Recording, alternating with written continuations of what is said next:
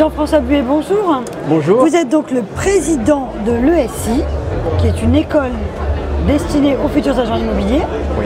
Et vous êtes également l'ancien président de l'AFNAIM. On est ici sur le congrès de l'AFNAIM.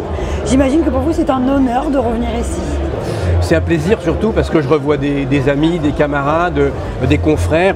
J'ai parcouru la France dans tous les sens. J'ai été chez tous mes confrères dans le sud, dans le nord, dans l'est.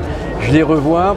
Et ça, c'est quelque chose qui manque un peu quand on quitte un poste comme celui de président de la fédération, où on est tout le temps accueilli à bras ouverts.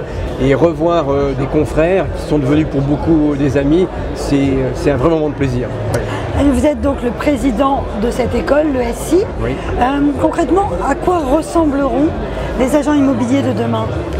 Alors justement, votre question est très intéressante parce que cette école qui a 450 étudiants qui font licence Master 1, Master 2, et qui fait aussi de la formation continue, 35 000 journées hommes de formation continue par an, forme des gens, quelques-uns pour être agents immobiliers, mais beaucoup d'autres pour faire plein d'autres choses que d'être simplement une agence immobilière.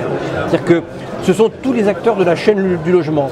C'est des gens qui vont construire, ils vont travailler chez un promoteur, c'est des gens qui vont être juristes, ce sont des gens qui vont faire de la gestion de patrimoine, ce sont des gens qui vont gérer des appartements, ce sont des gens qui vont revendre des logements, ce sont des gens qui vont gérer des bureaux, des commerces, faire la prospection foncière. Et par exemple, nous avons beaucoup de jeunes, ils sont tous en alternance. C'est bien d'être en alternance, j'imagine. C'est très bien d'être en alternance parce qu'on a l'aspect pratique, technique. Et le fait qu'ils soient en alternance, ils sont en alternance dans des sociétés comme des sociétés de recherche de foncier. Certains travaillent dans le groupe Carrefour ou les sapeurs-pompiers de Paris parce qu'ils gèrent le patrimoine de ces sociétés-là. Oui, ça va bien au-delà. Ça va bien au-delà de l'agence immobilière classique, traditionnelle, où on voit une vitrine avec des maisons à vendre. Le métier évolue vraiment aujourd'hui. Le métier évolue énormément et en fait c'est comme un iceberg. On voit une partie qui est à l'extérieur, au-dessus de l'eau. C'est des vitrines d'agences qui font de la vente, de la location, d'appartements, etc. Et il y a toute la production en bas, la rénovation, l'entretien, la recherche. Et avec le digital aujourd'hui, le métier qu'on fait aujourd'hui ne sera pas le même dans 5 ou 7 ans.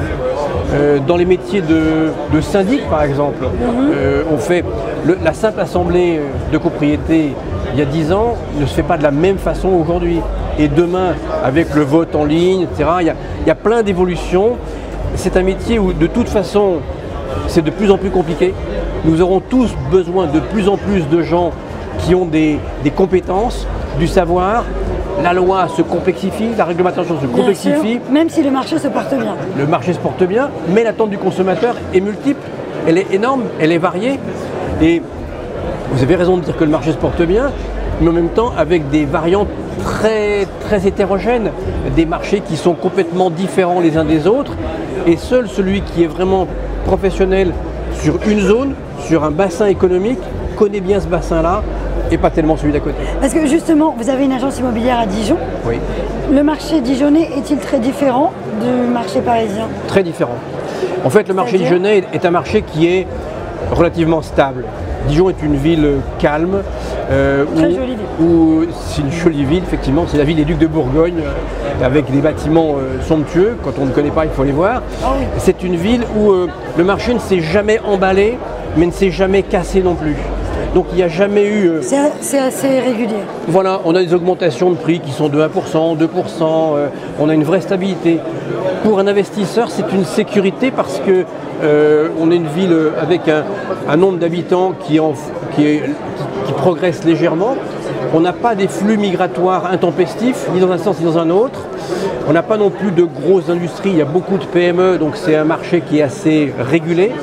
Et c'est une ville où il fait très bon vivre. On était première ville de France en qualité de vie. Et on est à 1h30 de Paris, à 1h30 de Lyon, de Genève, de Nancy, de la montagne.